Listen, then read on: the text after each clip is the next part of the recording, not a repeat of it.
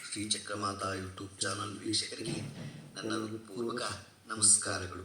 ಸುಭಾಷಿತ: ಜೀವನ ಒಂದು ಕವನದಂತೆ, ಅರಿತು ನಡೆದರೆ ಹೂವಿನಂತೆ, ಮರೆತು ನಡೆದರೆ ಮುಳ್ಳಿನಂತೆ, ಸರಿಯಾಗಿ ನಡೆದು ತಿಳಿದು ನಡೆದರೆ ಸವಿ ಜೇನಿನಂತೆ. ಇವತ್ತು ದಿನ ಪಂಚಾಂಗಕ್ಕಿಂತ ಮುಂಚೆ ಗೌರಿ ಬಾಗಿನದ ಕಥೆಯನ್ನು ತಿಳ್ಕೊಳ್ಳೋಣ. ಒಬ್ಬರು ವಾಟ್ಸಪ್ಪಲ್ಲಿ ಕಳಿಸಿದ್ದಾರೆ. ಗೌರಿ ಹಬ್ಬದ ಮಹತ್ವ: ಪ್ರತಿ ವರ್ಷ ಗಣೇಶ ಚತುರ್ಥಿಯ ಮುನ್ನಾ ದಿನ ಬರುವ ಗೌರಿ ಹಬ್ಬ ಮುತ್ತೈದೆಯರಿಗೆಲ್ಲ ಸಕಲ ಸೌಭಾಗ್ಯ ನೀಡುವ ಹಬ್ಬವಾಗಿದೆ. ಈ ಗೌರಿ ಹಬ್ಬ ಭಾದ್ರಪದ ಶುದ್ಧ ತದಿಗೆ ದಿನ ಬರುತ್ತದೆ.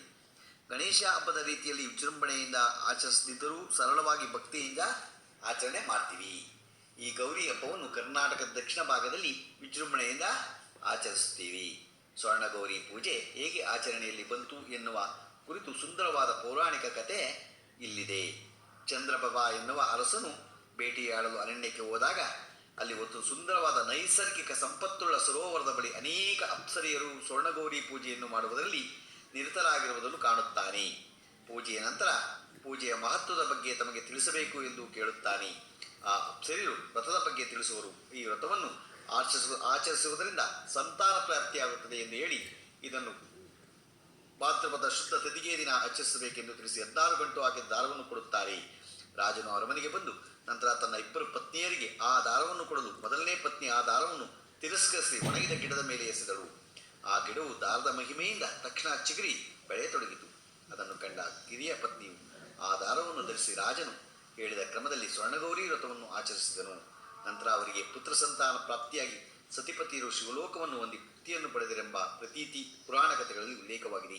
ಈ ಸ್ವರ್ಣಗೌರಿ ಹಬ್ಬದಲ್ಲಿ ಬಾಗಿನ ಕೊಡುವುದು ಒಂದು ವಿಶೇಷ. ಅಂದರೆ ಗೌರವಪೂರ್ಣವಾಗಿ ಕೊಡುವ ದಾನ ಅಥವಾ ಸತ್ಕಾರವೆಂದು ತಿಳಿಯುತ್ತಾರೆ. ಅಕ್ಕ ತಂಗಿಯರಿಗೆ ಸಹೋದರನು ಬಾಗಿನ ಕೊಡಬೇಕಾಗುತ್ತದೆ. ಈ ಬಾಗಿನವನ್ನು ಪಡೆಯುವುದರಿಂದ ಮುತ್ತೈದೆಯರು ಸೌಭಾಗ್ಯವನ್ನು ಪಡೆಯುತ್ತಾರೆ ಎನ್ನುವ ನಂಬಿಕೆ ಇದೆ.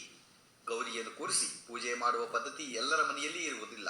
ಆದ್ದರಿಂದ ಸುಮಂಗಲಿಯರು ಗೌರಿಯ ಪೂಜಿಸುವವರು ಮನೆಗೆ ಹೋಗಿ ಪೂಜೆ ಸಲ್ಲಿಸಿ ಬರುತ್ತಾರೆ. ಮುತ್ತೈದೆಯರು ಸ್ವರ್ಣಗೌರಿ ವ್ರತವನ್ನು ನಿಷ್ಠೆಯಿಂದ ಆಚರಿಸಿದಲ್ಲಿ ಖಂಡಿತವಾಗಿ ಸಂತಾನ ಪ್ರಾಪ್ತಿಯ ಅವಿವಾಹಿತರಿಗೆ ವಿವಾಹ ಯೋಗ ಮತ್ತು ವಿದ್ಯಾರ್ಥಿಗಳಿಗೆ ಜ್ಞಾನ ದೊರೆಯುತ್ತದೆ ಎನ್ನುವುದು ಪುರಾಣ ಕಥೆಗಳಲ್ಲಿ ಹೇಳಲಾಗಿದೆ. ಈಗಿನ ಆಧುನಿಕ ಯುಗದಲ್ಲಿ ಗೌರಿ ಮತ್ತು ಗಣೇಶನ ಮೂರ್ತಿಗಳನ್ನು ವಿವಿಧ ರೂಪದಲ್ಲಿ ತಯಾರಿಸಿದರು. ಬಣ್ಣ ರಹಿತವಾದ ಮೂರ್ತಿಗಳನ್ನು ಪೂಜೆಗೆ ಶ್ರೇಷ್ಠ ಎನ್ನುವುದು ನಂಬಿಕೆ.